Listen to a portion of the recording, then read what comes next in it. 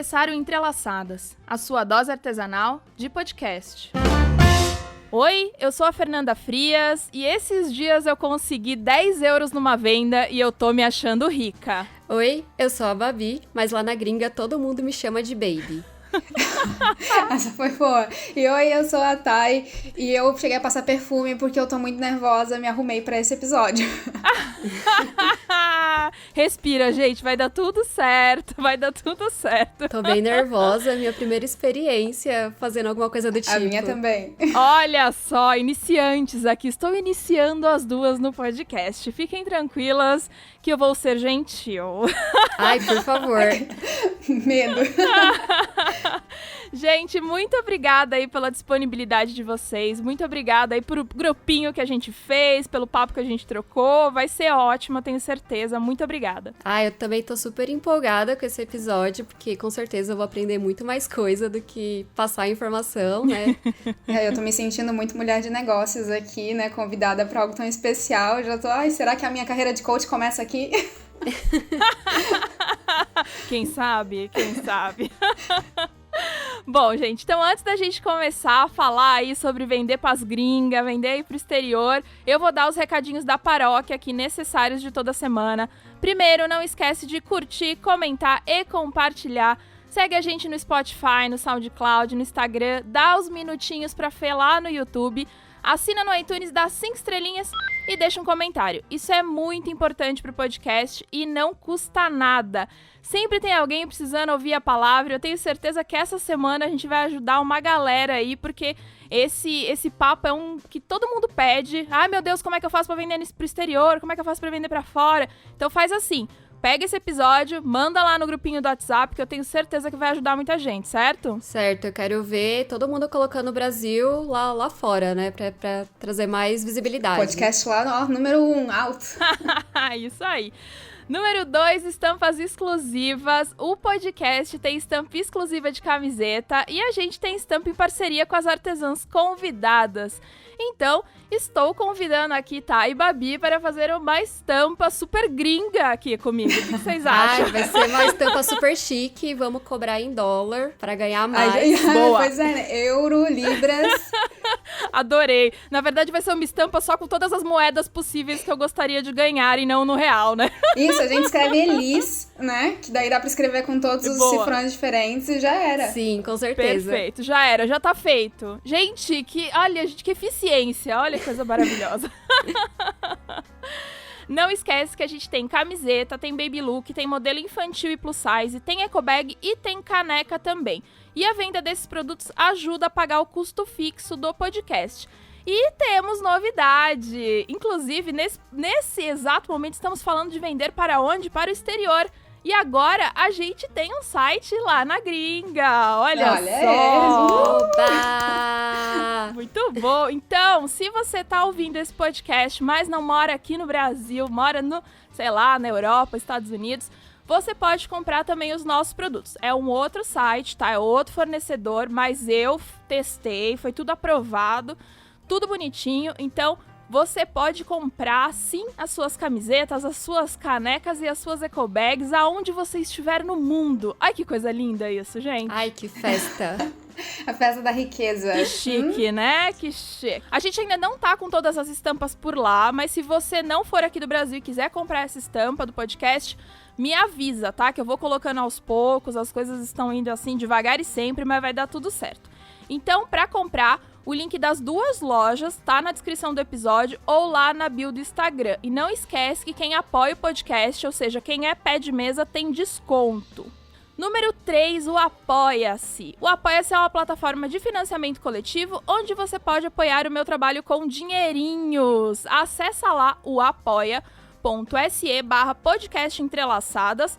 Lá você vai ter apoio a partir de 5 dinheirinhos, onde você já faz parte dos melhores amigos lá do Instagram, ou com 15 dinheirinhos, além de fazer parte dos melhores amigos do Instagram, você faz parte do nosso grupo exclusivo nossa comunidade maravilhosa lá no Telegram. Babi está lá, certo, Babi? Eu tô, é super divertido, eu gosto, a gente compartilha muitas dicas, a gente passa a fazer várias técnicas, né? Tipo, se você é do crochê, Sim. você passa a fazer encadernação, se você é da costura, você passa a fazer tricô, é muito legal. Depois desse episódio que o pessoal vai aprender a ganhar dinheiro na gringa, os 5 dinheirinhos vão ter que ser dinheirinhos gringos, hein? Boa! Pra no Apoia-se.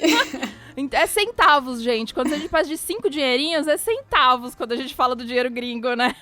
Do jeito que estão as coisas. Nossa, é baratinho, ó, você que mora na gringa, R$5 é Nada. muito barato, é centavos. Troco do pão. É o Troco troco do do pão. pão, com certeza. O link pra apoiar também tá na descrição desse episódio ou lá na bio do Instagram. Muito obrigada pra quem me apoia, muito obrigado pra quem ainda vai me apoiar. Bom, todos os recados dados, bora pro episódio.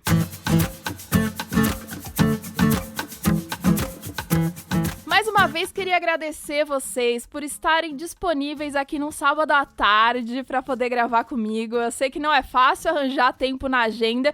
A Thay, por exemplo, é uma mulher de negócios que foi difícil conseguir. Que história é essa? Meu Deus, né? Agenda lotada aqui. Eu que agradeço o convite, realmente tô me sentindo muito especial por estar aqui hoje. A Thay é uma pessoa muito famosa. Quando ela aceitou o convite, eu fiquei, meu Deus do céu, finalmente eu vou conhecer a Thay. E é isso, eu agradeço muito o convite, né? A confiança de acreditar no meu trabalho pra fazer esse episódio super especial. Ainda bem que não dá pra ninguém me ver, porque senão, meu Deus, ó, eu fiquei vermelha, envergonhada e tirando a cadeira, né? Nervosismo. Por isso que é bom só o áudio, né? A gente não precisa nem pentear o cabelo. Você falou que passou perfume, eu nem pentei o cabelo direito pra poder gravar esse episódio. Ah, mas você tá acostumada, né? Eu tô aqui, primeira viagem, que isso? Ai. Bom, a gente vai falar então sobre vender pro exterior. Esse é um assunto que muita gente já falou, já pediu aqui pro podcast. A gente já levantou esse assunto em outros episódios, né? Já falamos um pouco sobre isso.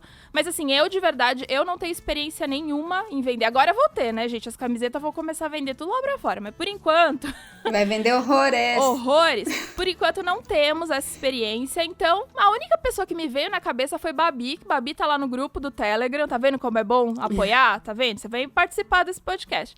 Apoiem, gente. Né? Babi, a gente sabe que vende lá pro exterior. E aí eu falei, Babi, vamos fazer esse podcast. Quem mais você acha que pode vir aqui?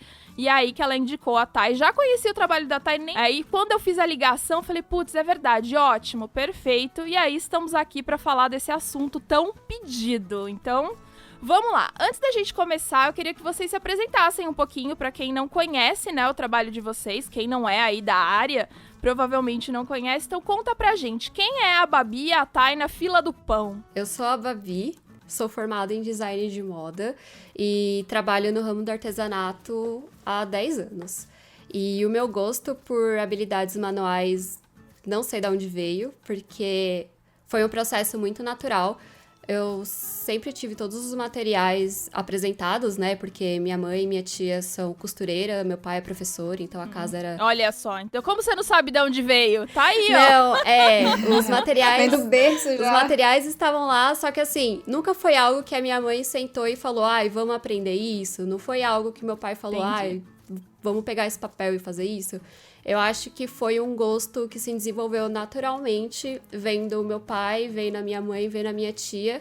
E também é influência de muita coisa que eu via na TV quando criança, que eu assistia muito desenho japonês, muito anime. Uhum. E os animes que eu assistia era muito forte essa pegada de fazer o manual. E assim, eu queria repetir tudo que eu via lá. E aí o gosto foi desenvolvendo, a habilidade foi desenvolvendo e hoje a gente tá aí, né? Muito bom. Bom, eu, assim como a Babi, tenho uma grande influência dos japoneses na questão de ter começado a trabalhar com moda até, né? A Milaixi trabalha bastante com a moda japonesa. Foi quando, na realidade, eu comecei a estudar japonês na adolescência que eu descobri as modas de rua do Japão e aí eu pensei, caramba, eu preciso dessas roupas no meu guarda-roupa. Mas quem é que tinha isso lá em 2000 e lá vai bolinha, né? Que no Brasil, até pra importar, na época era difícil ainda. Ninguém tinha o cartão que hoje tem, ninguém tinha um AliExpress que paga com boleto. Exato. E aí eu fui querer me arriscar, minha mãe tinha uma máquina de costura velha em casa, peguei algum dinheirinho ali e fui tentar costurar. Saiu tudo uma porcaria, mas desde então eu fui melhorando muito, né? E aí depois, nessa parte de realmente vender, começou também assim com a Babi 10 anos atrás, um pouquinho antes até ali. né? Mas foi por culpa do Japão e dos japoneses que estamos aqui hoje. Agradeço ao Japão e as criações maravilhosas que eles têm por a gente estar aqui hoje. Boa. E as duas, então, costuram, né? Conta aí exatamente que vocês fazem dentro do artesanato. Eu faço roupas de boneca voltada para o estilo japonês. Tem uma roupa no Japão que ficou muito famosa aqui no Brasil há uns 5 anos, mas que eu já fazia há muito tempo, que é o kigurumi, que são aqueles pijamas de bichinho com um capuz diferente. E lá nos anos 2000 e alguma coisa, eu conheci e me apaixonei, me encantei e queria ter um. E aí, só que aí não dava pra importar e eu também não me arriscava a fazer um pra mim. E aí eu acabei fazendo um pra boneca. E aí a foto que eu postei na internet, na época do Flickr ainda, viralizou. E aí as encomendas começaram a chegar e aí eu vi nisso um potencial negócio e criei a marca. Realmente nessas coincidências, assim, nessas surpresas, a gente descobre umas coisas muito doidas, porque eu nunca imaginei que eu ia estar vendendo anáguas, né? Que eu comecei a fazer... É uma loucura, né? Quem é que pensa em anágua? Meu esposo até fala. É muito incomum, né? Sim, ele disse que ele nunca tinha nem ouvido falar de anágua antes de me conhecer. Acorda um dia e fala, vou vender anáguas. Acho que não é assim que funciona. Não, esses tempos atrás até, né, tipo, antes da pandemia, tempos atrás, parece que o tempo parou no ano passado, né, mas antes da pandemia, uma senhora até me perguntou, como é que você descobriu que a anágua vendia? Tipo, né, fazendo, foi o único jeito, porque eu nunca ia imaginar quem é que vai parar pra pensar, não, eu vou abrir uma loja de anáguas, né, acho que é uma coisa muito aleatória. Mas eu comecei, né, costurando no quarto de casa também, fazendo algumas roupas do estilo moda Lolita, né, que é muito famoso no Japão e até muita gente associa com essa de ser bonecas vitorianas. A Babi fazendo roupa para bonecas e eu fazendo roupa para pessoas que se vestem, entre aspas, como bonecas, né, pela visão geral do povo de fora. Sim. E nisso, eu aceitava encomenda de tudo, de vestido, de blusa e etc., mas as anáguas que eu comecei a fazer foram o que foi ficando mais famoso no meio, assim, né? Até porque eu não tinha tanta disponibilidade pra ficar fazendo as blusas e os vestidos sob encomenda, mas as anáguas era muito mais fácil, era muito mais adaptável pro tamanho das pessoas, eu não tinha tanta dificuldade com isso. Então minha agenda pra anáguas ficava tranquila, aberta, enquanto eu fechava para outras coisas que eram mais difíceis de fazer. Uhum. E aí nisso foi indo e estamos aí vendendo basicamente só anáguas, né? Que também é uma coisa que me deixa assim, eu quero voltar a fazer vestidos, mas não dá porque a venda de anáguas tá lá. Só cresce a venda de anáguas, né? É uma loucura. Quem é que vai imaginar, né? Tá lá o povo comprando anágua. Pois é. Coleção de anágua. Mas olha, eu queria deixar aqui minha profunda admiração por vocês, porque eu sou formada em arquitetura, mas eu também fiz design de moda. E eu sei o quão difícil é fazer tudo isso, gente. E eu tentei esses dias. Ultimamente tenho tentado fazer umas roupinhas de boneca. A Babi tem me ajudado muito. Sim. E Jesus... Parabéns pra vocês, eu só queria dizer isso. Cara, eu nem me arrisco a fazer coisa de boneca. Eu não sei como é que a Babi consegue costurar um negócio tão pequeno. Pois é. É a habilidade que se desenvolve, né? Eu acho até mais fácil hoje em dia de costurar pra boneca do que costurar pra gente grande, porque a proporção é menor. E aí, se você erra, o prejuízo, entre aspas, com o tecido foi menor, né? Nem vale errar que eu trouxe coisa pra casa hoje pra desmanchar. E pensa eu desmanchando uma barra de uma anágua inteirinha. Porque eu vou ter que refazer, que tinha dado ruim. Tá lá, horas e horas tirando aquele bando de tecido. Caramba, eu queria abrir um parênteses também, que eu já me arrisquei a fazer anáguas. E eu usei, inclusive, um tutorial da Thay na época. Não deu muito certo. Até porque o tutorial não é muito bom, né? Ah, não, eu achei esse tutorial excelente. E aí a minha carreira de anáguas encerrou naquele momento. Eu preferi só comprar, admirar o trabalho e é isso. Viu? É assim que eu mato a concorrência. Eu mostro pra eles que não é fácil de fazer, nem se arriscam a ir lá fazer. Olha a dica já no começo do episódio, gente.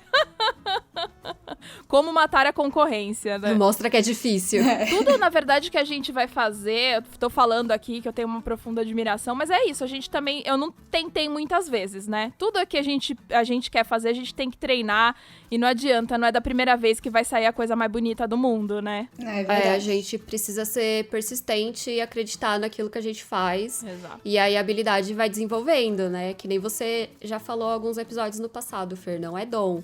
É aperfeiçoamento, é estudo. Tipo, a gente até pode nascer com a tendência de fazer bem aquilo. Mas se a gente não persistir naquilo, essa habilidade nunca vai se desenvolver. Exatamente. Tem que estar sempre de olho onde pode melhorar, né? Vigilância constante. Então conta um pouquinho desse negócio de vocês, como é que surgiu a ideia de exportar? Foi uma ideia mesmo ou a oportunidade que surgiu? Pra mim, foi a oportunidade que surgiu, né? Nunca foi... Acho que vender roupa de boneca também nunca foi um sonho, né? Quando eu comecei com o meu negócio, foi numa fase que eu passava de desemprego e numa angústia muito grande, né? De não conseguir arranjar emprego na minha área. E aí, o meu namorado acabou me dando essa boneca que eu trabalho. E aí, eu fiz a roupinha e aí viralizou. E aí eu passei a vender pra fora porque uma amiga minha que eu fiz no tempo de Flickr gostava muito e ela falou, eu quero. E aí eu dei o jeito de fazer e mandar. Não sabia nem como fazia, não sabia, sabe? Não sabia nem como proceder, mas no fim acabou dando tudo certo, né? Na época, há quase 10 anos, o envio era que nem enviar pra dentro do país. Não tinha tanta burocracia.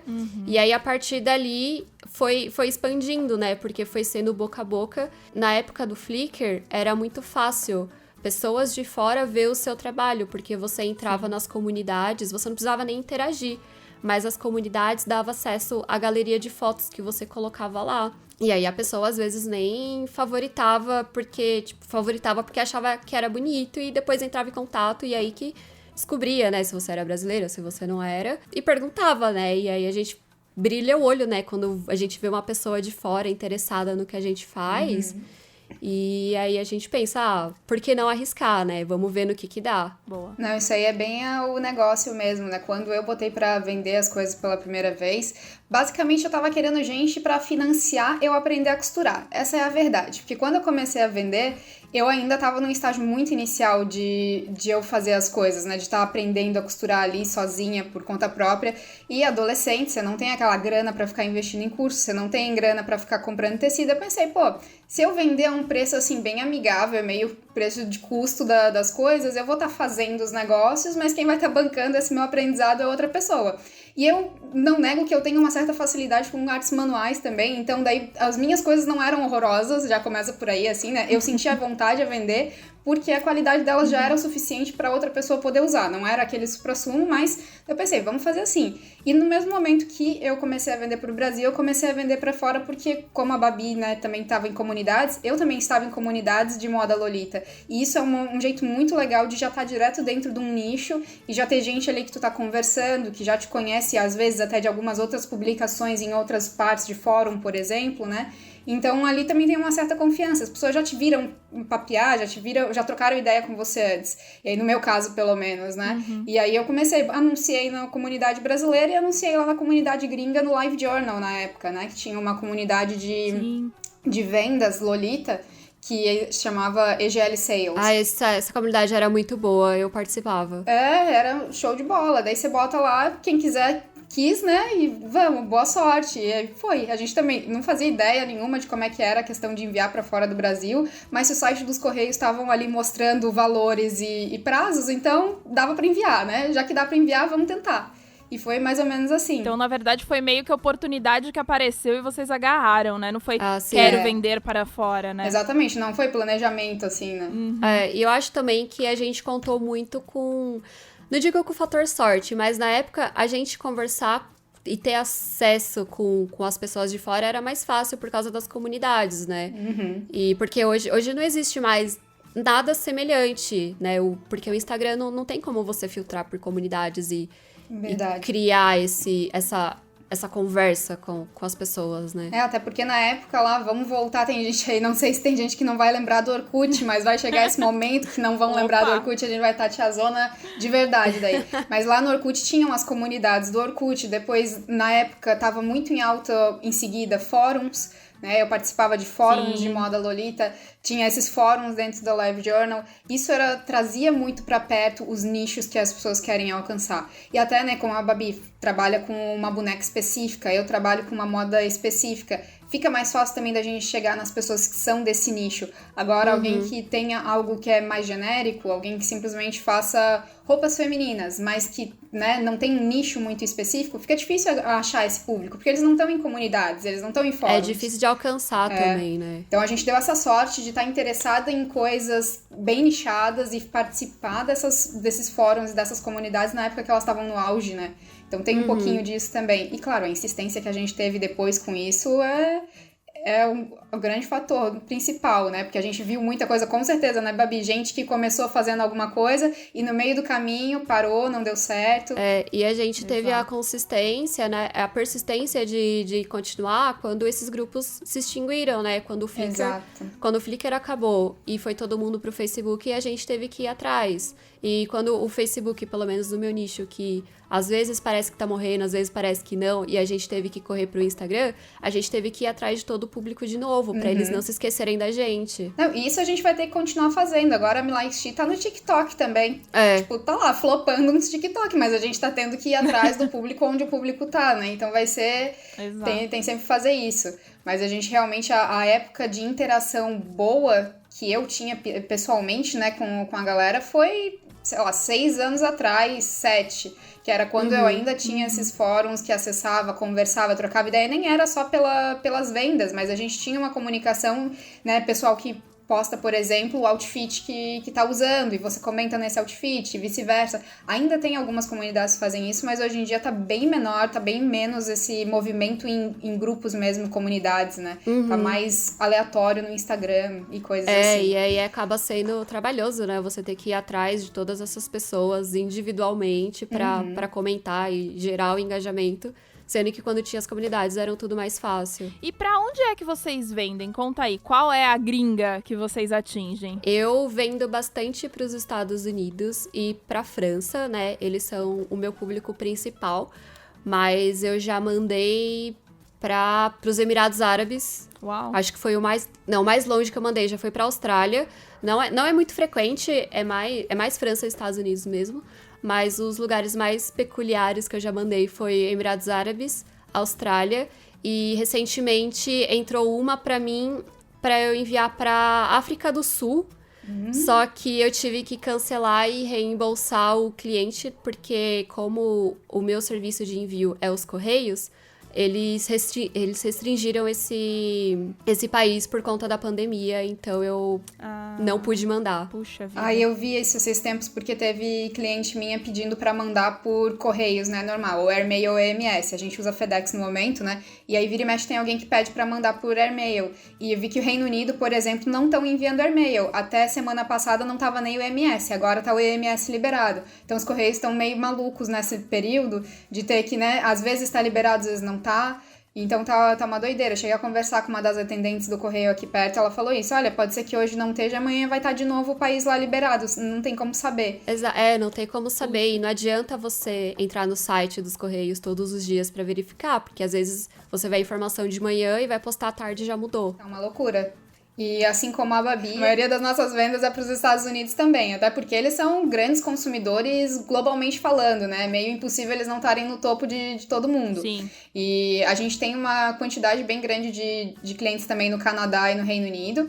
E confesso que a gente tem bastante venda pra Finlândia, o que é uma coisa que eu nunca ia ter imaginado. Caramba, Finlândia. É uma doideira, assim. A gente tem gente na Holanda também, com uma frequência, alguns clientes fiéis, inclusive. Mas Finlândia é um país que tá sempre presente. Todos os meses tem venda pra Finlândia. Eu não sei o que acontece, não sei o que se deu, mas Finlândia tá aí sempre aparecendo. Acho que eles estão descobrindo a moda, hein?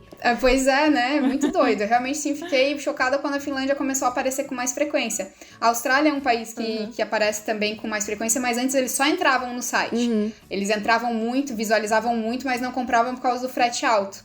Só que aí, que é outra coisa que a gente vai falar depois, né? Mas depois ali eu já até fiz uma estratégiazinha, eles começaram a estar mais no topo também das nossas vendas. Eu tenho uma curiosidade, na verdade, do produto da Thay, que você falou que tem clientes fiéis. Eu encaro a Anágua como uma peça que eu não preciso ter muitas. E como que é pro cliente comprar várias? Cara, vou te dizer que eu não entendo às vezes. Eu não sei, né? Tem muita gente que quer ter uma anágua de cores diferentes, por exemplo, né? Eles gostam também da ideia, porque as anáguas da Milan Steve você pode personalizar, fazer cores diferentes, etc. Ter tudo assim, né? De um jeitinho especial pra você. Mas tem muita gente que usa saias mais curtas e saias mais compridas. Então, você ter uma anágua mais comprida que fique melhor para aquelas suas saias, é legal. E aí, com as mais curtas, você não tem como usar uma muito longa, por exemplo. Então, tem essas questões também. Ou algum vestido que ele precise de muito volume e outro vestido que já não precisa de tanto volume assim. Mas, no geral, tem gente que é colecionador até, assim. É um negócio que eu fico me perguntando, gente, por que você precisa de tanta água? Mas continue comprando. Assim, ó, é só uma dúvida, eu queria saber, mas, né, tá aí. Tem um cliente da Holanda que ele tem umas 7 ou 8 anáguas da Milan Tea e de coisas assim que ele pediu pra trocar a fita, por exemplo. A anágua é branca, mas a fita ele pediu pra botar a cor de rosa, só, que é a fitinha de amarração que a gente tem. Então tem algumas coisas assim que tem umas pessoas peculiares e que querem fazer coleção de tudo quanto é jeito. O fato de poder personalizar com as cores, né, pra combinar até com o próprio vestido que vai por cima, já abre bastante o leque de opção, então. E a gente também vende pra outros nichos, né? A gente não vende só pra Lolita, embora a maior parte do nosso grupo seja, né, do nosso cliente seja um Lolita, mas a gente vende pra outros nichos também que gostam muito disso, tipo pin-up. A gente vê muito querendo combinar a cor da anágua com a cor do vestido dela e tudo mais. Então, realmente acaba tendo essa coleçãozinha de anáguas pra isso. Vou usar o meu vestido preto com bolinha vermelha, quero uma anágua vermelha, né? Então, tem umas coisas assim também. E com relação eu lembrei aqui de comentar que dos países que a gente já vendeu pra longe, a gente já vendeu pra alguns lugares que até a gente nem lembra que existe, tipo, a gente já vendeu pra Ilhas Cook, Ilhas Salomão. Caramba! Sabe, uns negócios você vai olhar no mapa, né, aquela coisinha miudinha. E esse mês a gente teve uma venda pra Lituânia. Daí é sempre um negócio bem doido quando aparece um país que ou aparece muito pouco ou quase não aparece, assim, né? É bem legal. E sobre a língua estrangeira? Já que vocês vendem pra tantos países aí, o inglês... seja ele, né, o inglês, o espanhol, é necessário você ser fluente ou arranhar já ajuda? Como é que é a comunicação de vocês nas redes sociais? Vocês focam no inglês e o resto do povo que se vire? Eu acho que o inglês é muito importante, sim, porque a gente meio que entende que a linguagem é universal, né? E aí você acaba captando muito mais pessoas. Só que eu não considero tão essencial se você tiver alguém pra te ajudar, né? Você pedir ajuda é muito importante, que nem meu inglês desenvolveu muito nesses anos trabalhando com a minha lojinha. Mas eu tive uma ajuda muito grande do meu namorado, né? Que ele é fluente. E mesmo que você não tenha ninguém pra ajudar, tipo, eu acho que hoje em dia dá pra gente arriscar escrever no tradutor. Se a gente escrever certinho, bem formal, não tem por que o tradutor traduzir muito errado. Eu acho que vale o risco, entre aspas, né? Pra começar aí, né? Vale começar assim. Exato, e eu entendo que, pelo menos no meu nicho, o gringo, ele é muito receptivo, né? Ele vai entender o que você tá falando, por mais que esteja errado, porque eles também falam errado com a gente, se não for alguém de língua nativa. E aí a gente entende. Isso é bem real mesmo. A gente pega gringo que fala com um inglês bem louco às vezes, sabe? Isso atrapalha, na realidade, ainda mais pra quem não sabe um inglês bom.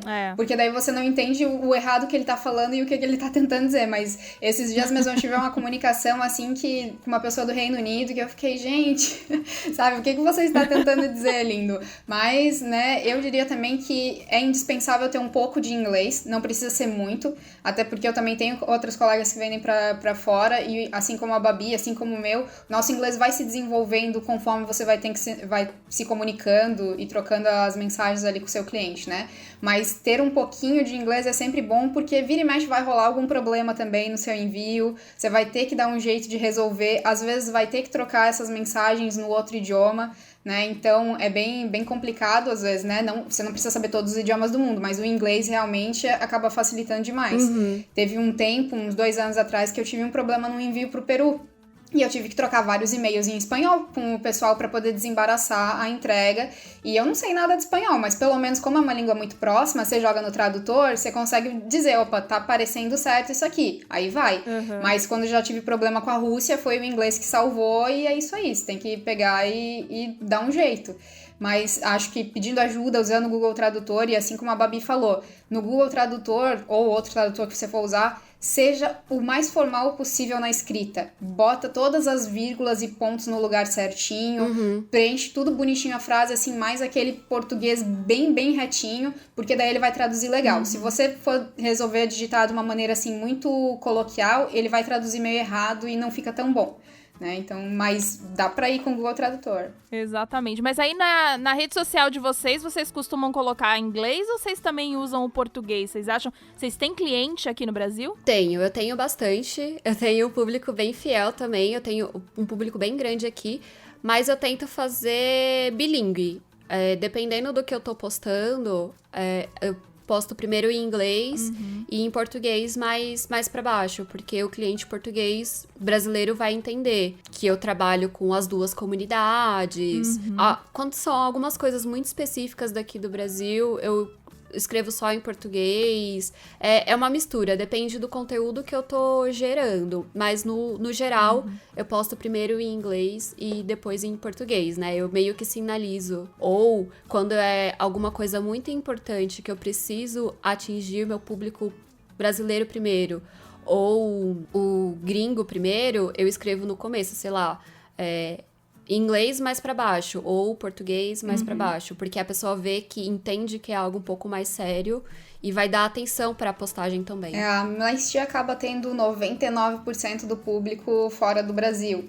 E aí até houve um tempo em que eu fazia essa mesma coisa que a Babi faz, de botar o inglês e botar o português depois, mas chega uma hora que não vale mais a pena você ter aquele tempo ali pra isso, sabe? Até que nem eu comentei da Finlândia, a gente vende mais pra Finlândia do que pro Brasil.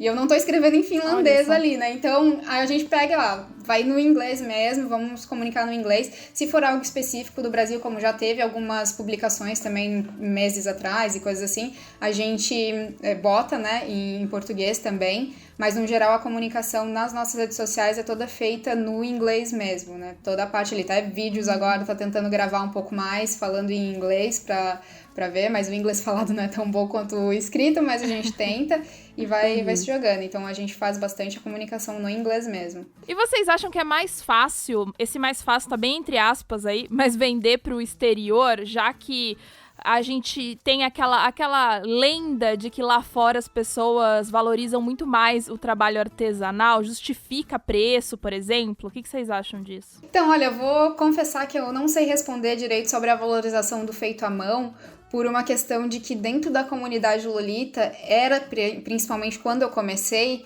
muito forte a visão negativa do handmade. Pela comunidade Lolita. Eu não sei dizer a comunidade, outras, né, pessoal normal, entre aspas, né, mas um público mais mainstream, eu não sei dizer se existe essa valorização, porque não é um público com o qual eu trabalho. Mas dentro da moda Lolita sempre teve uma questão a mais, assim, de você usar as grandes marcas japonesas, né, você usar uma Angelic Pretty, uma Baby The Star Shine Bright, etc. Porém, para certas outras coisas, como acessórios, ou no mesmo caso o que eu vendo, que são bloomers, underskirts, essas coisas menos chamativas que os vestidos, né, ou as anáguas, as pessoas não têm tanto problema com relação a isso, até com sapatos, etc, as pessoas não tinham tanto problema com isso. Eu vi que foi mudando um pouco, né, o pessoal tem comprado mais das marcas menores, de indie brand, etc, mas realmente eu não ligaria isso a uma valorização do feito à mão, mas uma mudança geral, assim, da comunidade, né, que foi amadurecendo ao longo do tempo, até junto com a gente, porque se for ver, eu tô aí já nessa há mais de 10 anos, então eu saí de uma adolescência, virei uma mulher adulta dentro disso, então a gente também tem uma percepção diferente das coisas, a gente para tanto, às vezes, de querer só a marquinha, né, nas coisas, dependendo da pessoa, né, mas certamente é mais fácil a questão dos valores. Porque principalmente se a gente for falar agora em termos de real valendo quase nada, né, para uma gringa comprar algo do Brasil fica um pouco mais interessante, ainda que o frete, por exemplo, seja um frete caro, mas na hora da conversão não é tão péssimo assim. Recentemente, até na comunicação com aquela pessoa que eu tava tendo probleminha de comunicação, ele mesmo falou para mim assim, eu paguei tanto pro frete disso aqui do Japão pra cá, então pagar isso aí de frete pra uma Manágua tão grande pra cá não vai ser um problema. E aí me mostraram uns negocinhos desse tamanico, que ele tinha comprado do Japão, tipo uns chaveirinho e não sei o que, e ele tá pagando mais caro de frete do que o frete da Milan XT pra ele, né? E então, daí foi nessa questão, assim, que realmente, com a moeda do jeito que está, dá para dar uma justificada, né, com esses valores. Mas mesmo para as internacionais, para os nossos clientes internacionais, às vezes a gente tem alguma coisa de achar que o valor da Milan XT tá acima também, assim, né, mesmo com a conversão.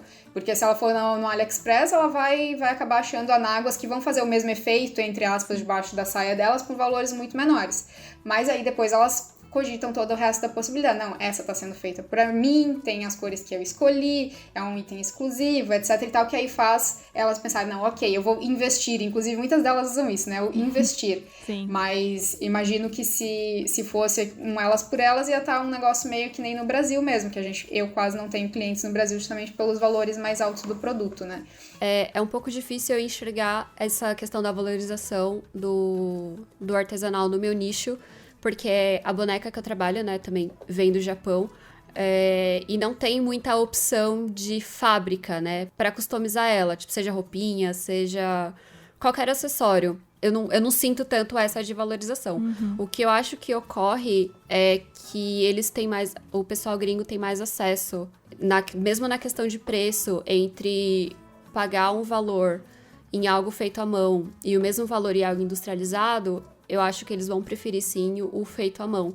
Já aqui, eu sinto que tinha um movimento de que entre comprar o feito à mão e comprar o industrializado, muitas vezes a pessoa ia pro industrializado porque talvez fosse mais barato, mesmo que fosse o mesmo preço por ser industrializado, a pessoa pode pensar que a qualidade é maior, mas eu sinto que tá um movimento muito grande contrário aqui, né, da valorização do manual, de apoiar os pequenos produtores, que eu acho que muito em breve vai ser bem alto, né? A gente vai acabar deixando de comprar de indústrias, de fábricas, para valorizar mais o feito à mão, porque eu acho que a gente tá entendendo o valor que isso tem, que eu acho que é algo que o pessoal lá fora já meio que compreende melhor. Eu acho até que um pouco a questão da sustentabilidade, que tem sido falada muito nos últimos tempos, tem feito as pessoas mudarem um pouco também o jeito de consumir. Pouco, mas não tanto. No Brasil, a gente tem a questão de que o brasileiro não tem um acesso tão grande a tudo, né? Então, enquanto lá fora as pessoas já tiveram todo esse boom de acesso a tudo que eles poderiam ter, eles estão voltando para vamos pensar numa sustentabilidade, vamos comprar do pequeno, vamos fazer isso. E no Brasil, a gente teve pouco tempo atrás um momento de brasileiro conseguir ter as coisas. Então, foi o nosso momento de boom de gastar, de querer comprar. Então, a gente tava nem aí pro pequeno, eu quero só comprar, quero ter o meu guarda-roupa cheio, né? E chega Shein, AliExpress, etc. Gente, agora é a minha vez de ter tudo que eu nunca tive. Então, não dá pra culpar também o brasileiro por isso, né? Então, mas acho que daqui a algum tempo pode ser que a gente retome, né? Siga o mesmo caminho, né? No caso, não retomar, mas seguir o mesmo caminho do restante do mundo nessa questão e ver, né? Ciclos, né? E assim. Eu acho que esse é um assunto que dá, inclusive, um podcast inteiro. Dá pra gente falar sobre essa valorização aí no exterior e no Brasil. Poderia trazer alguém aí, né, que mora lá fora pra poder falar um pouco mais sobre isso, porque foi o que vocês falaram, a gente também tem essa, eu acho que é uma lenda urbana, ou é verdade mesmo, mas a gente tem essa coisa de que lá fora valorizam mais, mas a gente também não sabe o como, quando. Não sabe o porquê. Exatamente, então eu acho que vale aí talvez um episódio. Então, vamos entrar naquela parte que todo mundo me perguntou. Eu vou dizer, eu abri a caixinha lá no Instagram e só veio esse tipo de pergunta. As outras todas fui eu que inventei. Não, mentira, elas estavam aqui também. Porém, essa foi a pergunta que mais fizeram. Frete. Aliás, frete é um assunto que vamos combinar que mesmo quando é aqui pro Brasil também é um assunto que vai, né? Também é muito caro.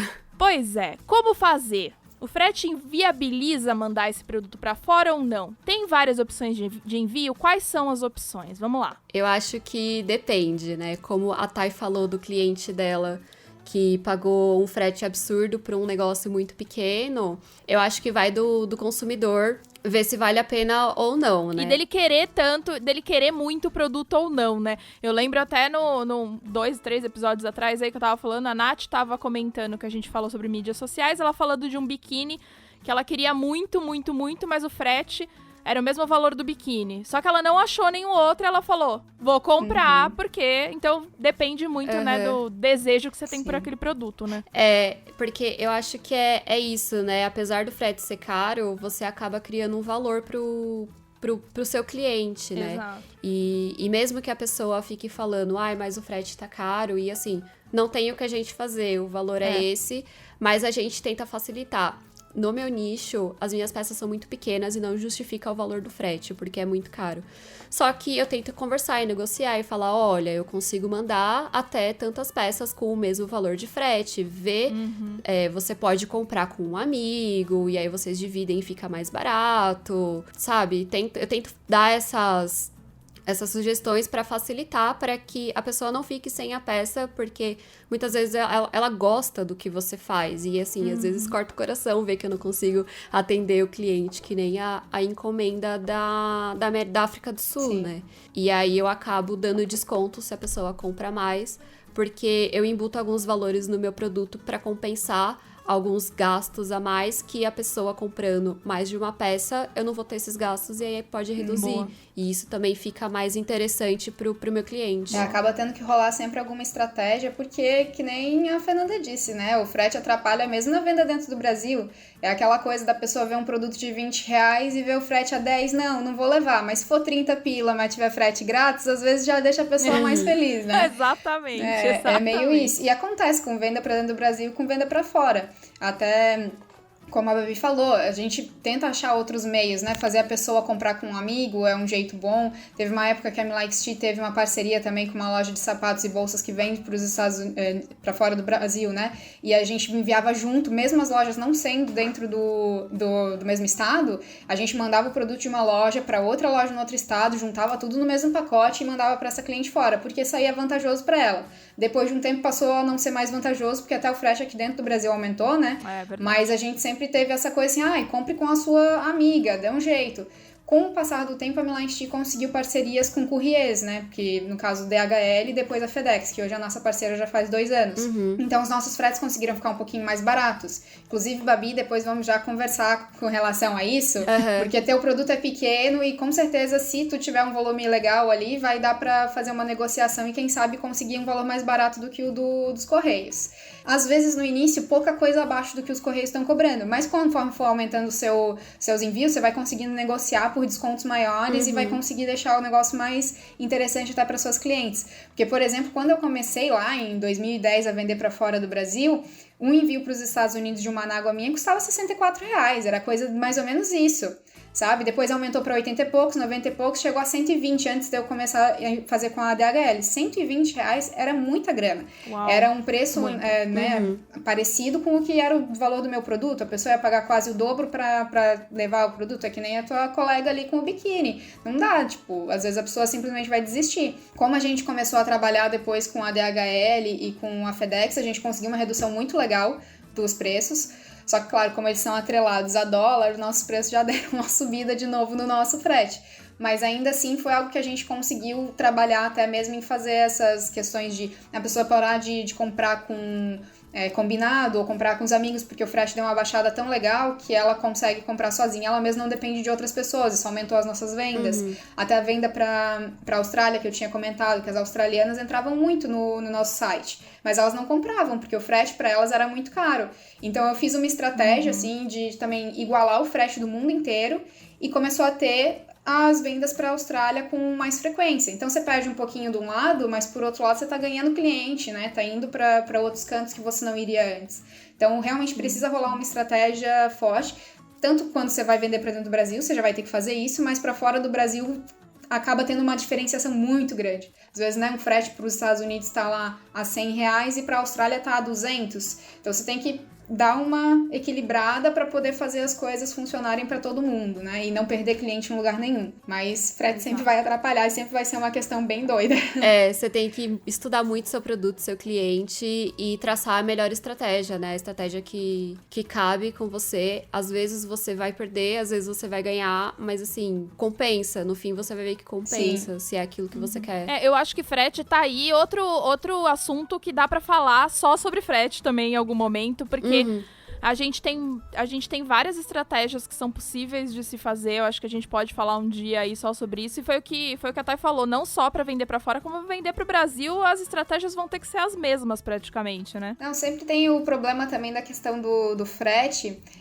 As pessoas, às vezes, elas não veem o quanto elas estão economizando, entre aspas, na realidade, assim, tipo, porque não sei se seria uma economia para certas coisas, mas pelo menos para quem tá dentro do Brasil, se eu tivesse que ir para outra cidade para eu comprar aquele produto que eu tô pegando na internet, vai chegar na porta da minha casa, sabe? Quanto que eu ia gastar de tempo da minha vida, de dinheiro para ir até aquele lugar, da minha paciência de estar num trânsito, por exemplo, tendo que dirigir até a cidade vizinha. Então, mais vale eu pagar os 20 reais e tá recebendo isso na porta da minha casa, sabe? Então, às vezes, as pessoas não enxergam isso quando elas estão comprando alguma coisa na internet, que elas estão tendo uma vantagem gigantesca de estar sendo entregue na casa dela. Exatamente. E aí, a segunda pergunta mais feita também, é outra coisa que todo mundo perguntou. Primeiro era frete, depois era impostos. Como é que funciona tudo isso? Você precisa pagar? Como é que paga? Você já paga lá direto no correio, no FedEx? Como é que funciona tudo isso? Primeiro que os impostos de importação, quem vai ter que fazer isso são as clientes lá, né? Tá nas mãos de Deus se ela vai ser taxada ou não, ela que deu o jeito dela depois lá. Por sorte, né, ou no caso já era de se esperar, né, a Me Like Stee vende muito para os Estados Unidos, e nos Estados Unidos as taxas são muito raras de acontecer, então fica bem mais fácil para a gente poder mandar as coisas para lá sem ter esse medo, mas também existem outros lugares que são taxados por qualquer coisa e aí as nossas vendas para esses lugares acabam sendo um pouco menores realmente. Principalmente por mandar por FedEx, né? Que daí quando tá em courrier é um negócio certo de que vai passar em alfândega. E às vezes a taxa pode até ser pequena, por exemplo, Reino Unido, no geral, das clientes com quem eu conversei, que a gente tem algumas pessoas que são mais recorrentes, as taxas delas são geralmente coisa de 18 libras.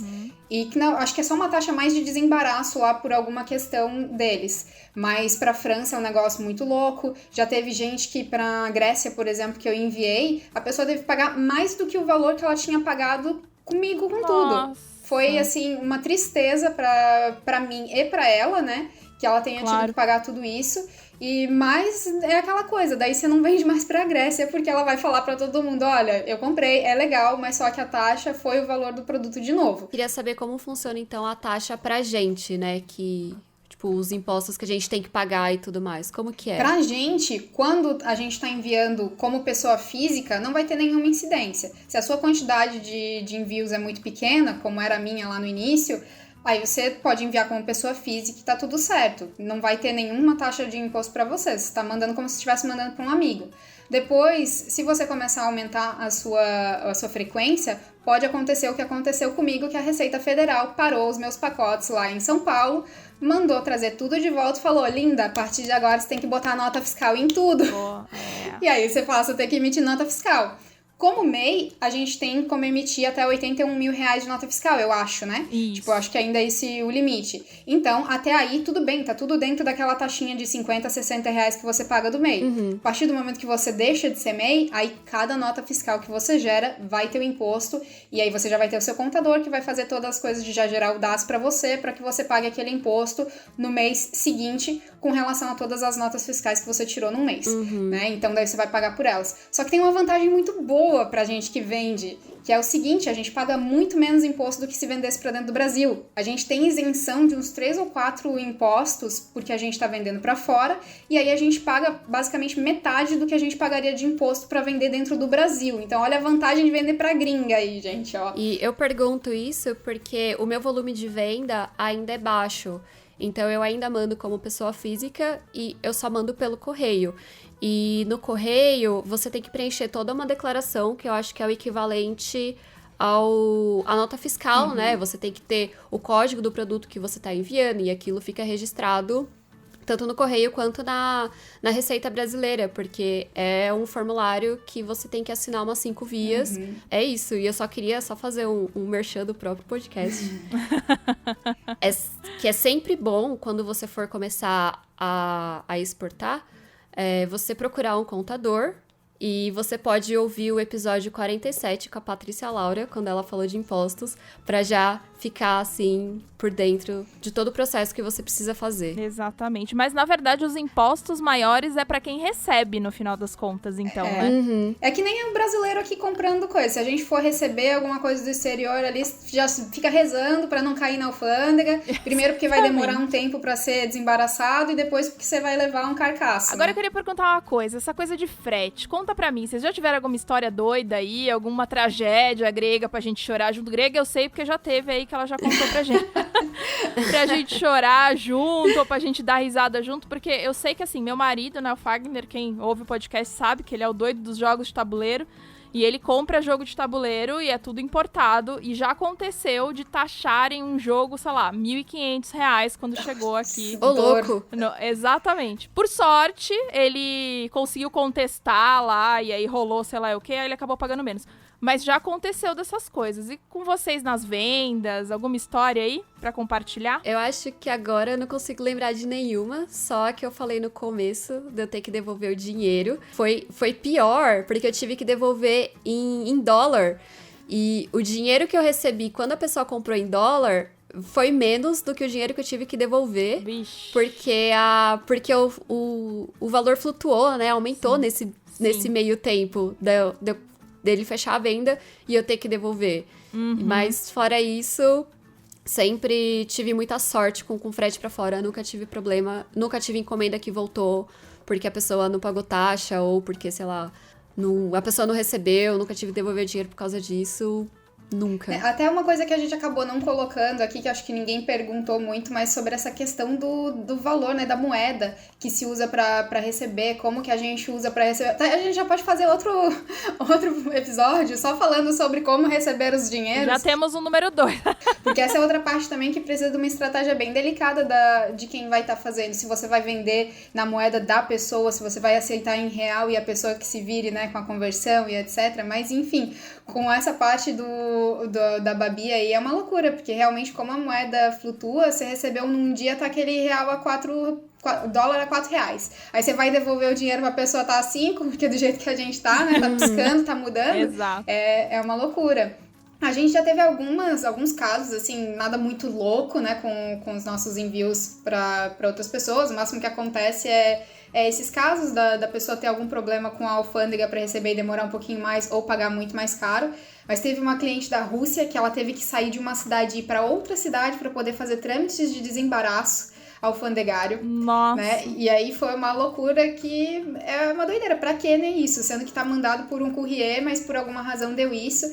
Mas acho que a única coisa mais doida foi a cliente pro Peru, que eu tinha comentado também, ele que deu problema, porque eu tive que lidar com tudo em espanhol. A cliente chegou a me mandar áudio pelo Instagram. Eu nunca tinha conversado por áudio com alguma cliente, então tu pensa, ter que conversar com áudio, com uma língua que você não conhece direito, e a pessoa tá nervosa, porque ela quer o produto dela, né? Então foi uns 2-3 dias ali que vira e mexe vinha um áudio dela perguntando de alguma coisa, e eu ia em e-mail com o FedEx do Brasil, e-mail com o FedEx, que não é nem a FedEx que faz no Peru, é uma parceira deles, então eu tinha que ficar em contato com essa parceria deles pra tentar dar um jeito.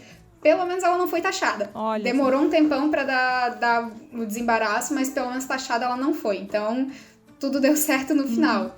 Mas sempre vai ter treta. Estejam preparados pra treta e pra ter que falar russo se precisar. Não, mas, gente, treta, você tá vivendo, você tem que estar preparada pra treta, né? Vamos combinar que mandar pro Brasil, às vezes, é pior também, porque tem lugar que não chega, né? Aqui, pensando em frete. Sim, sim. Tem casos de roubos, enfim, várias coisas, né? Tem lugar que o cliente precisa ir retirar a encomenda porque não chega na casa dele. Esse negócio de roubo é um negócio também que existe muito em outros países, porque tem muito comum algumas entregas serem feitas só colocando na porta da frente da casa da pessoa. Verdade. Então já aconteceu com uma cliente minha, de fato, de ela me perguntar, né, realmente foi entregue? Teve alguma assinatura? Porque eu não tô achando em lugar nenhum, meus vizinhos não estão vendo, tô achando que foi roubado.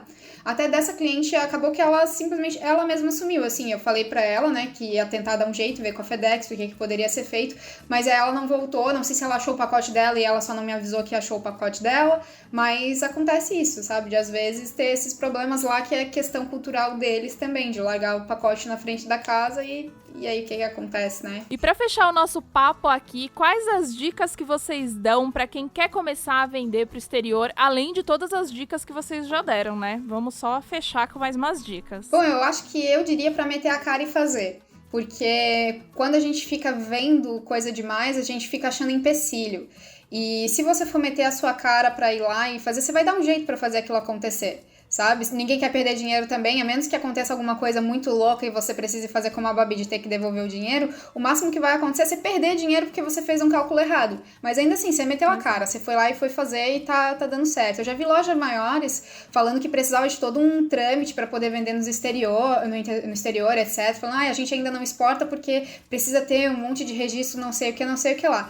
Não é bem assim. Se você for exportar um container ou abrir uma loja no exterior, daí ok, você vai precisar realmente de vários registros. Agora, se você está indo só vender para o seu consumidor final lá fora, assim como a Babi faz de enviar como pessoa física, como eu já fiz de enviar como pessoa física, é super tranquilo. Hoje em dia o mundo está muito globalizado, as opções elas estão aí, né? Os Correios, embora nesse momento de pandemia estejam com alguns problemas com envios para certas localidades, você vai ter ali pelo menos 3 opções de envio, que são o envio mais barato, depois tem um envio que é um pouquinho mais rápido e o EMS, que eles costumavam chamar, que agora tá só expresso, que daí é mais caro, mas chega mais rápido lá também. Então mete a cara, vê o que vai dar e é isso. Não deixe de fazer só porque acha que vai ser difícil. Boa. Exato, eu concordo com a Thay e eu também queria acrescentar de você conhecer o seu público primeiro, né? Você criar uma conexão com o seu público internacional, ver aonde ele tá, começa a fazer posts bilíngues, tenta gerar um engajamento comentando. Se a maioria trabalha dentro do Instagram, tenta ir atrás de conteúdos parecidos com o seu para comentar, para as pessoas ficarem te conhecendo, que aí eu acho que a venda pra fora vem mais fácil. Com certeza, e se conseguir achar fóruns e coisas assim, porque hoje em dia tem muito Reddit ainda também, né, tá ali que meio que migrou dos fóruns, ainda tem gente que tá por essas bandas, vai pra esses fóruns, vai pra esses lugares, começa a conversar com uma gringa lá também e fazer contatinhos, é isso aí, negócios, contatinhos de negócio. Exato, nem que seja aquele inglês do tradutor, mas só vai que aí as coisas vão fluindo, sabe? Não pensa demais. Claro que a gente tem que ter toda a cautela do mundo, mas, assim, pensar demais e ficar preparando as coisas demais, vai chegar uma hora que o timing passou e você ficou pra trás. E insista, né? Eu acho que a segunda é o insistir, porque a Babi e eu estamos aí há 10 anos trabalhando nisso, né? Então não é de hoje que o negócio tá vindo. Você vai construindo aos pouquinhos, vai surgir uma venda num dia, depois essa venda vai vir outra só daqui a um mês e etc. Mas não desistir. O importante é você conseguir conciliar as coisas até formar realmente um número de vendas legal, que você vai estar ali pensando, não, tá, realmente a minha empresa tá exportando agora, porque eu tô vendendo pelo menos todo mês, tá vendo alguma venda pra fora, então eu tenho o meu público lá já crescendo. Exatamente. Eu acho que, inclusive, a gente tem muito assunto ainda em volta desse tema pra gente conversar. Tem, né, o que a Thay falou dessa coisa de como receber, de dinheiros, plataformas, por onde vender e tudo mais. Já vou marcar aqui na agenda das duas pra gente fazer um episódio número 2, porque eu tô vendo que ficou muita coisa de fora. Eu adoraria, porque eu sou a rainha das plataformas digital, conheço várias. Assim, não conheço várias, mas eu conheço bem as que eu uso. Boa. Vamos marcar isso aí pra todo mundo ganhar em dólar, porque, olha, vou dizer que hoje tá valendo a pena, hein? Isso tá.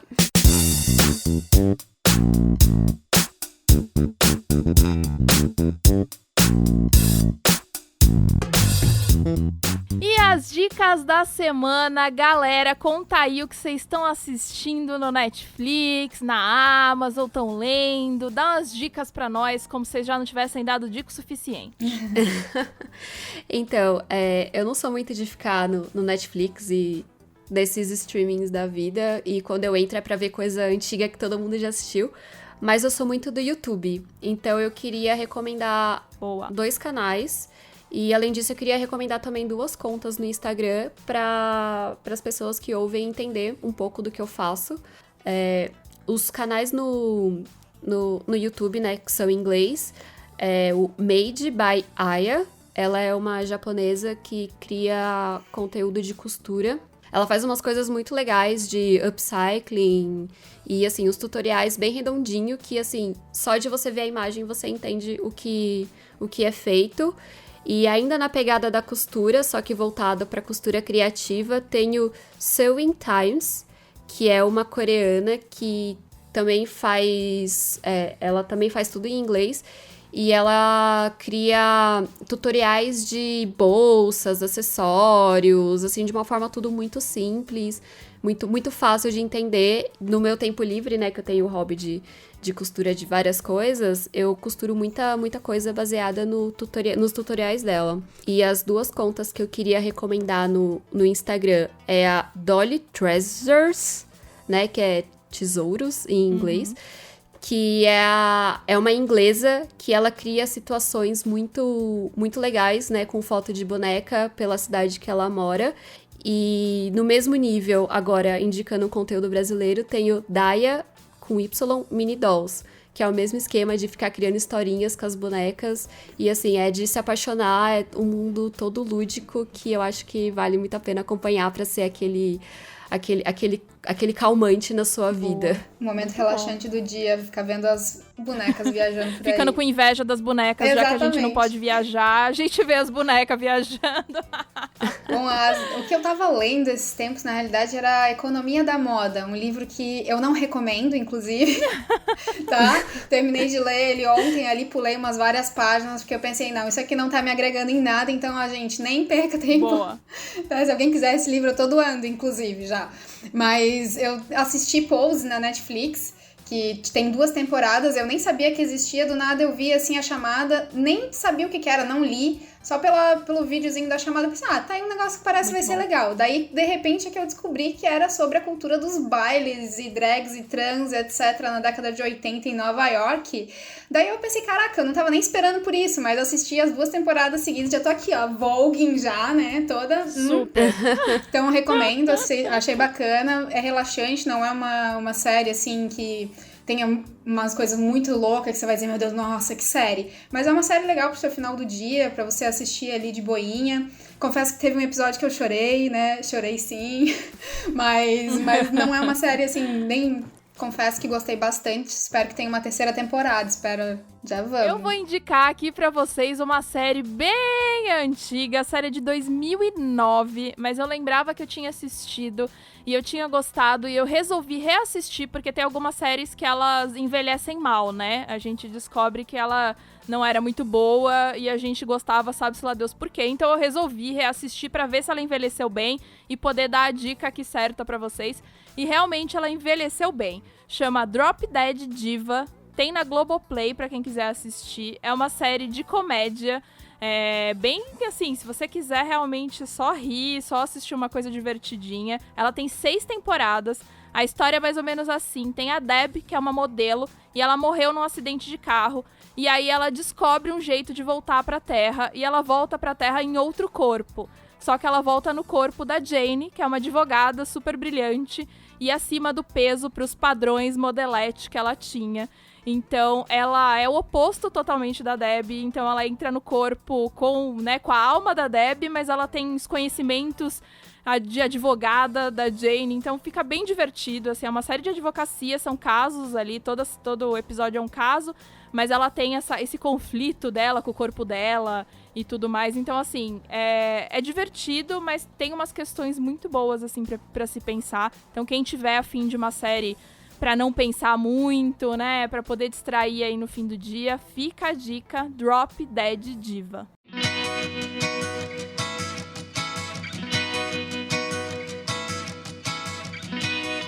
Gente, muito obrigado, o papo foi delícia, nem queria que acabasse. Ai, nem eu. Eu poderia passar o dia inteiro falando sobre o que eu faço, sobre tudo que envolve costura, porque acho que é meu assunto favorito. Não, e agora que o frio na barriga passou, a gente tá acabando o episódio. Como é que pode? Tem que ter, 2 horas, né? Primeiro é só esquenta. Boa.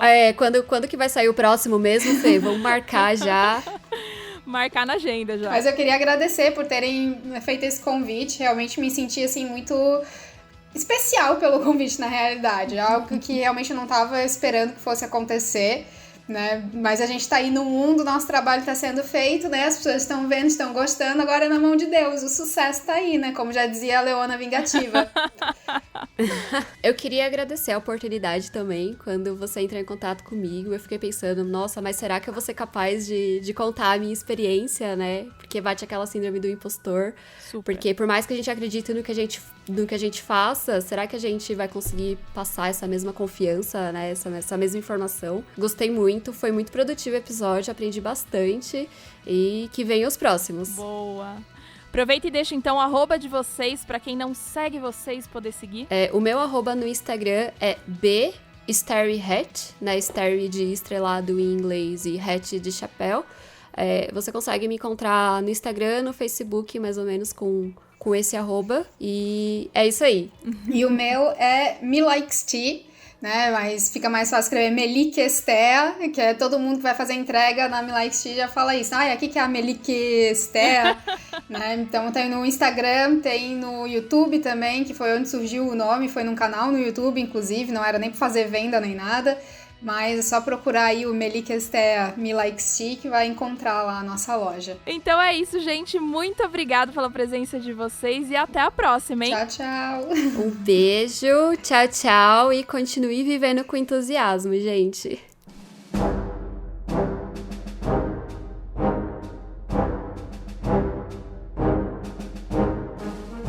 Recados da semana! Oba, estamos aqui mais uma quinta-feira. Quinta-feira hoje, hein? Tá chegando. Tô adorando isso. Sexta-feira o episódio tá pronto, gente. Olha que orgulho. Olha aí, coisa boa. Olha aí, coisa boa. Me organizando. O último episódio, inclusive, foi sobre gestão de tempo e eu estou aprendendo a gerir o meu tempo.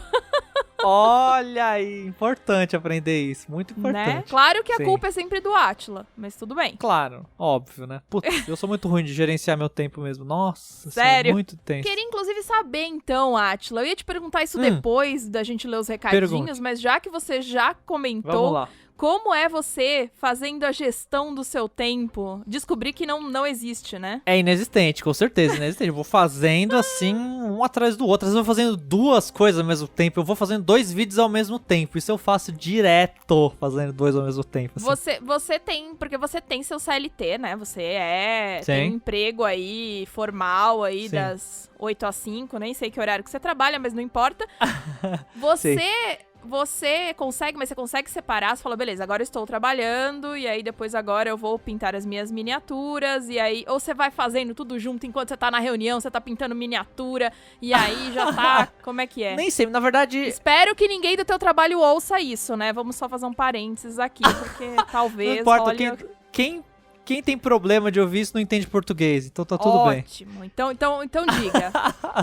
Na verdade, normalmente, quando tá mais agitado no meu trabalho formal, eu não tenho mais tempo pra nada, assim, eu tenho que focar bem lá, porque senão ferrou. Aí se tiver mais livre, eu tento sair cumprir mais certo o horário, assim, tipo, eu saio mais cedo. Às vezes eu faço meio em cima mesmo, mais perto do final, assim. Uhum. Se passou de manhã e já tá tudo tranquilo, aí eu vou fazendo algumas coisas, adiantando, se eu já terminei o que eu precisava fazer. Uhum. Mas quando tá na lepra máxima, não tem jeito, eu tenho que focar no tempo. Certo. E aí, às vezes, quando eu tô na lepra máxima mesmo, aí eu tenho que ficar mais, e aí não dá nem tempo pra fazer as coisas do canal. Aí é mais triste. Mas, normalmente, eu consigo terminar nos horários normais mesmo. Às vezes eu faço umas coisinhas por cima mesmo, tô nem aí. Aí eu faço as coisas do canal mas é mais fora mesmo. Às vezes me dá preguiça de fazer à tarde, sabe? Eu prefiro ficar fazendo nada do que trabalhando em qualquer um dos 2 lugares, no Pitão da Miniatura. Entendi. Justo. Mas então, quando você entra nesse seu segundo job do canal, você é organizado? Uhum. Não, aí é zona, aí é loucura. Menino. Alegria, ousadia e alegria aí. Menino, eu sei, eu não posso falar nada que eu também não sou muito diferente. Mas uma coisa que eu faço é me adiantar, isso eu faço, mas eu sem nenhum tipo de organização, eu vou na loucura, assim. Eu tenho, bastante vídeo adiantado. Quando me passam um trampo, eu sempre tento fazer muito antes do prazo, assim, do que eu estipulei, assim, essas coisas eu sempre faço. Mas na desgraça pura. na zona, mas tá adiantado, tudo entregue no prazo, é o que importa no final das contas. Exatamente. Mas depois, eu não lembro o que eu já fiz, aí às vezes eu lanço e falo, nossa, nem lembrava que eu tinha feito isso, não lançou ainda, meu Deus do céu. Ai, meu Deus. Falta de organização. Entendi, organização zero. Então, gente, Zero. não façam Negativo. igual ao Átila, só queria dizer isso. Nunca faço igual a mim. Nada, aliás, Átila não é exemplo Nada. pra nada, queria dizer, viu? Exatamente. Faça ao contrário do que eu tô fazendo. Bom, então vamos ler aqui os comentários. Teve muita gente que adorou o episódio com o Urian. Urian é um fofo mesmo, foi muito gostoso. O sotaque dele também é uma delícia de ouvir. E aí, muita gente comentou falando, assim, dele, que ele é um querido, que ele é o máximo. A Mariângela Belato falou, Urian é motivação pura. E a Crochê by Bi falou, acabei de ouvir, muito bom. O Urian é um querido sempre. Olha só. Urian com muitos fãs, gente. Muitos fãs, Já, muitas olha pessoas aí. comentaram falando que ele é um fofo e um querido. Comentário então da Josi Bran. Muito bom episódio. Queria saber onde o Urian compra o tempo. Queremos saber. A gente tentou tirar dele durante o episódio, mas não foi possível. Ele não contou fornecedor. Eu, como professor em 2 nomeações, mãe de 2 filhos em idade de alfabetização, tendo aula em casa, trabalhando em home office, sem empregada nem babá, me viro pra tentar fazer artesanato. Olha, caraca, muito bem, hein? Deve ser tenso mesmo. Viu? Olha, Josi, vou dizer, Nossa. igual a gente falou no episódio, a gente sabe que aí mães, né, acumulam muitas funções, muitas funções. Sim. E ainda traremos ainda um episódio pra falar sobre maternidade e empreendedorismo também, que eu acho que vale, porque eu acho que muita gente vai se identificar. Eu não posso falar sobre isso, mas vamos trazer pessoas pra falar sobre. Exatamente. Uma coisa que faço é estipular tempo dentro dos meus tempos, escrevo o que precisa ser feito e faço naquele dia.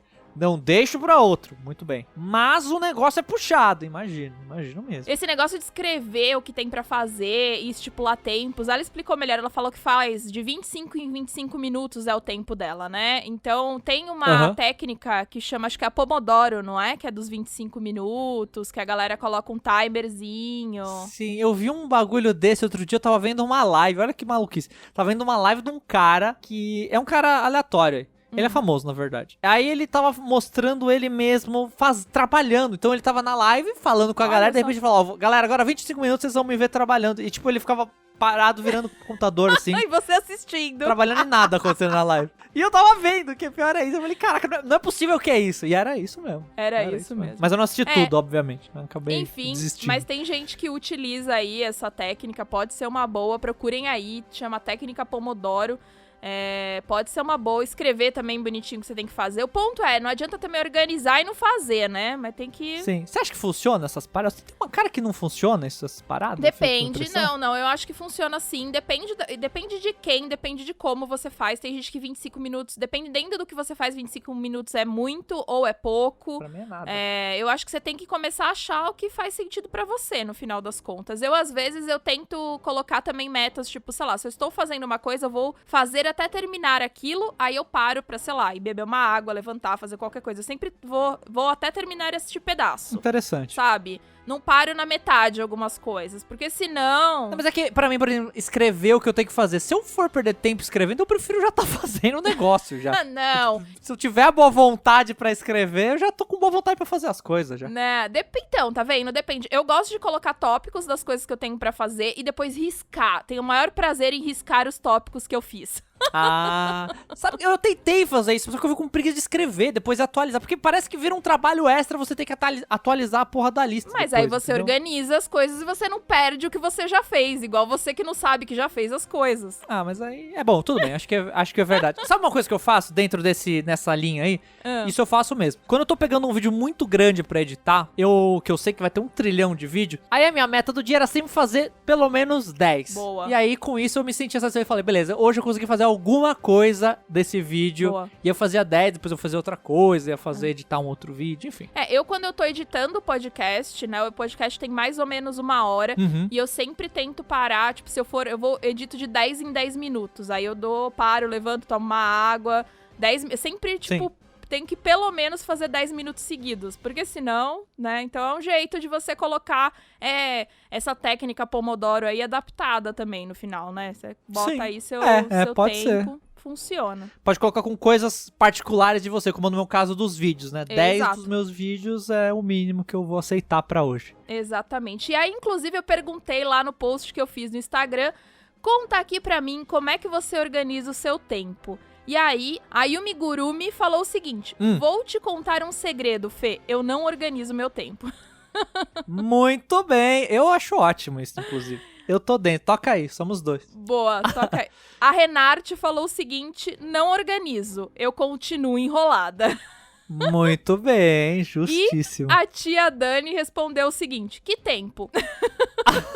Tipo, Justíssimo. tempo? O que é isso, né? Ainda tem Pra isso. quem tem isso aí, isso é só pra quem tem. Pois é, aliás, acho que é um episódio que dá pra gente fazer vários outros episódios, porque cada pessoa vai ter o seu método, né? Vai poder ter dicas próprias pra poder Sim. falar. E eu acho que a gente pode Sim. conversar sobre isso aí muito. A gente pode fazer um episódio com o Atila, com exemplos de como não se organizar. Como um mau exemplo? Exatamente. Enfim. Exatamente. Mas é isso, gente. Muito obrigada pelos comentários de vocês. Continuem mandando e-mail pra onde? Podcastentrelaçados@gmail.com e comentários no YouTube e no Instagram também são bem-vindos. Muito bem. E com isso, eu vou ficando por aqui. Abração e até mais! Beijo, gente. Até segunda.